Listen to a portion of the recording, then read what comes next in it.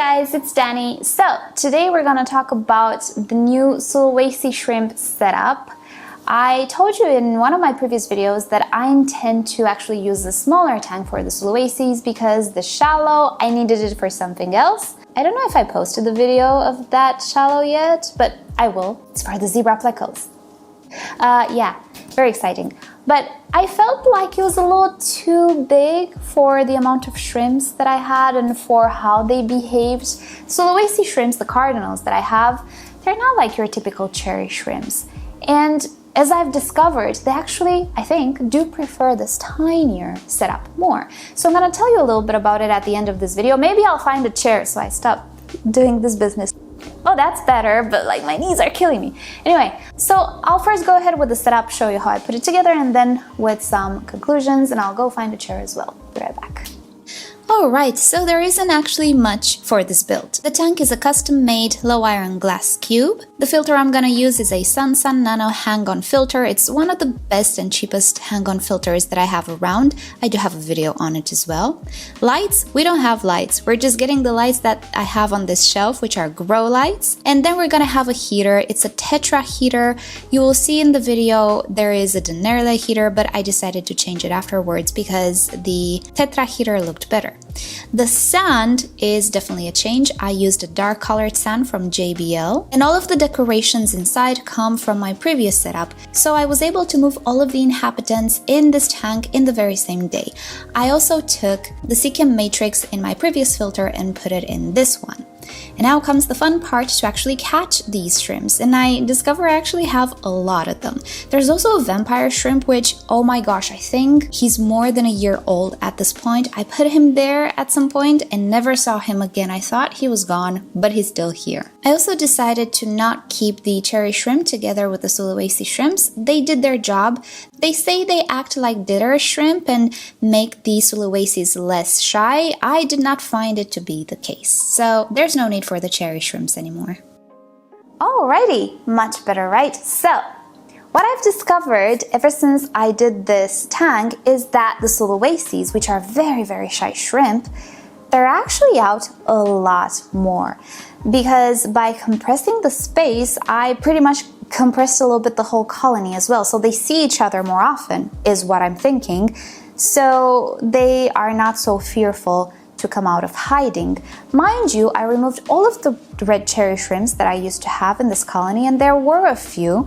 So theoretically, it should look a little bit more empty or emptier than it did in the shallow, but it doesn't. I'm hoping they're out. Usually when I'm here, they take a little bit of time to get used to the fact that I'm here watching them. They're very shy, but at some point they do get used to me and come out. So I'm happy to say that in this tinier tank, actually, they are a lot more visible and a lot more active. Also, I could observe them better and see if they're actually eating properly and if they got adjusted to pellets, because that's one of the issues that one might have with the Sulawesi shrimp. Sometimes they will only stick to the biofilm or the algae on the rocks and everything and completely ignore pellets and shrimp food. Well, I'm happy to say that I absolutely see my shrimps going for the pellets. They absolutely love them. I have a whole array of pellets that I give them. Hold on. All right, so I have all of these Shrimp King, Cardinal type pellets. I have some of these. They really like these as well. I have a few more stuff that are around.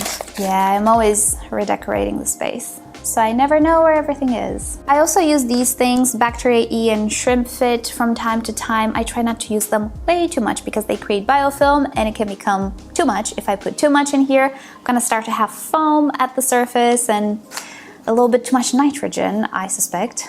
But the main idea is to get them used to pellets, which I have. They are taking to the pellets, which is great. Now, if you think these are wild caught, they are not. I actually do have access to the supplier list. Sometimes the supplier is public, so it's just a matter of me asking what the supplier is. And on the supplier list or website, you can see what animal is wild caught or coming from the wild and what animal is tank bred. And these were tank bred. I try to stay away from wild caught. It's just something for me.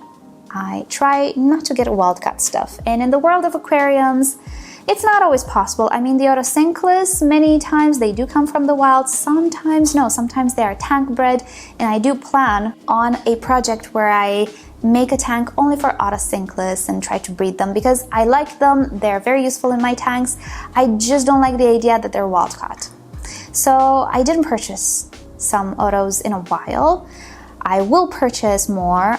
I'm hoping to get tank bred, but in case I cannot find tank bred, you know, it is what it is. So anyway, I would love to have a breeding tank for otocinclus. What tangent I went on? Let's stop it. It's too much, isn't it? Sulawesi shrimps, they're doing great. I am hoping to find some other varieties as well. It's really, really hard to find in my area, and these generally are harder shrimps to find, let alone in smaller countries such as mine. But whenever I have the opportunity to find some tank bred, I will go for it because yeah, I love them. They do well in my environment with the water that I have, with my conditions that I have. It's not really hard for me to take care of them, and they are a rare species, an endangered species, and that's sad. So if at least people have them, at least we're not gonna lose the species, right? I have to do something with the rabbit snails though. They're not reproducing very fast, but they're reproducing, and I have a whole lot of them. And in this tinier tank, they've become a problem. So I will have to donate some of them. The shrimps really do get along with the snails very, very well, and I think they benefit each other, or at least the snails benefit the shrimps. So I will always have some rabbit snails here. No plants, there's no need. The shrimps don't really enjoy the plants at all, pretty much. And the snails eat the plants, so no more than a few cladophora bowls, pretty much, and whatever algae decides to grow. Other than that, yeah, it's just whatever nitrogen cycle I can get going in this tank. I don't have high nitrates, so I'm thinking the Seachem matrix is doing a good job in providing a place for the anaerobic bacteria as well to convert the nitrates back into nitrogen gas. I guess it works. Or the cladophora balls are doing a good job in absorbing those nitrates. Maybe that's what's happening here, because I don't have high nitrates in this tank. Anyway, so that is about it for today. Thank you guys so much for watching. Hope you've enjoyed today's video and learning a little bit more on the Sulawesi shrimps. These are supposed to be the easier ones to take care of, the cardinals. I don't have experience with others. I would like to. People usually say those ones are a little bit more finicky. I don't know, but if you're interested, I would say start with the cardinals. If you find a place that has them tank bred, that's even greater. And if you don't have the right parameters, I would definitely suggest you use one of the available salts in reverse osmosis water. What I used just for testing was the Shrimp King one, and it was absolutely fine. I used it with my reverse osmosis water, and I got a pH of 8 in my tank, which is great. But my tap water is actually suitable for them, so I kind of stopped using that product. I kind of just wanted to test it. I think it's great if you have access to it. I think it will do great for these particular shrimps. And yeah, that is about it. Thank you guys so much for watching. Hope you've enjoyed hanging out with me, and maybe at some point soon I will make like a proper care tutorial for these shrimps. Okay, Maya? Or Joey? Okay, we're having a concert. Beautiful.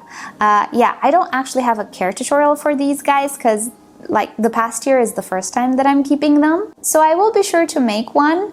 I just wanted to have a little bit more experience with them. And all of these experiences that I'm going through, they will accumulate, and hopefully I can deliver a very nice and detailed care tutorial. But for now, this will have to do. I'll keep you up to date. Thank you guys so much for watching. Hope you'll have a great day. Let me know what your stories and experiences are with the Sulawesi cardinals or other Sulawesi shrimps.